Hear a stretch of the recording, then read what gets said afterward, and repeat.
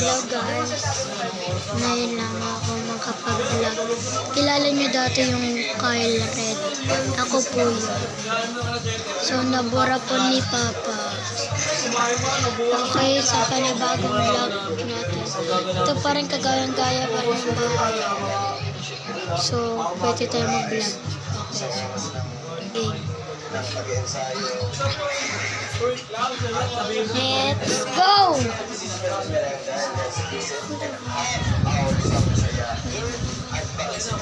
Tandaan ko nakakuha ka ha. Ha? Ano yung ginakuha mo naman? Kalalagdan naman. At kung hanap niyo naman ay scenic sunset view, isa sa mga di pa masyadong inarayong beach dito sa Cagayan, ang Estancia. Marami ang pagkakita ng dito sa Cagayan, matatagpuan ang Estancia Beach. Gaya ng libre, maaaring sumakay ng tricycle papunta rito sa beach. Ang gagawin natin ngayon. Perfect picture view ito kasama ang pamilya at barkada. Pwede rin magdala ng deck pag-glamping. Sa hapon, mesmerize sa golden sunset, facing the majestic Lingayen Gulf.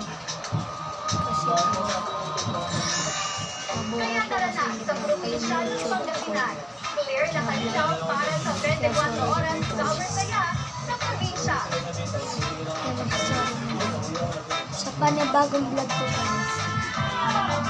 So, anong oras na? Ang mahigit isang taon bago ang 2025 general elections, nadagdagan pa ang mga lilipat sa partido ni Pangulong Bongbong Marcos.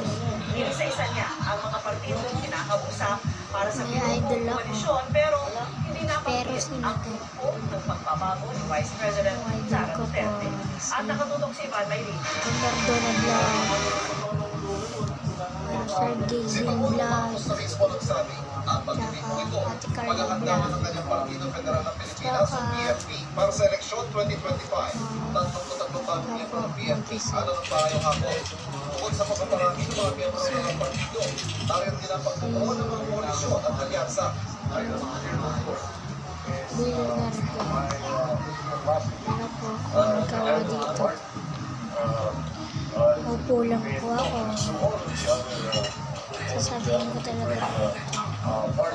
Hindi kasama sa kanyang pinapagin sa partido. Ang sabaw ko ni Papa. Ni Vice President Sara Duterte, na una tayo po, ang tumakbo ng eleksyon 2025. mag-vlog sana ako. Pinuntot ko muna ng YouTube.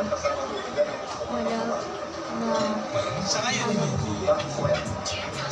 dahil kailangan nagkaroon tayo ng alliance before ng 2022. That is for 2022 election. So, ibig sabihin, nagkaroon tayo ng alliance for a common cause. isang vlog pa lang yun. Usapang nagkakalaman Ay, para isang sa vlog. ng tampalang Marcos Duterte. Dalos na makailangan ng pahayag ng gusto si First Lady Liza Marcos sa Vice Presidente. Kung Pero di patuloy na mag-vlog siniguro lang, ng Pangulo na buong ng asa ng Vice. Sa parang may 2025, naisip patuloy ako daw eh. gagawin ng PFP ang Bukas ensayong po, pagkakaisa. puntahan ko si Kaya bilang sa mga Bernardo. partido, ayusin ang mga gusto sa mga kakandidato sa kanilang mga regiyon bago ang pagkakain ng Mga kanilang idol ko purpose kasi sa darating na Oktubre. sabihin na rin marami sila. So, wala akong magawa. Kaya hindi naman sinasabi natin that we want to know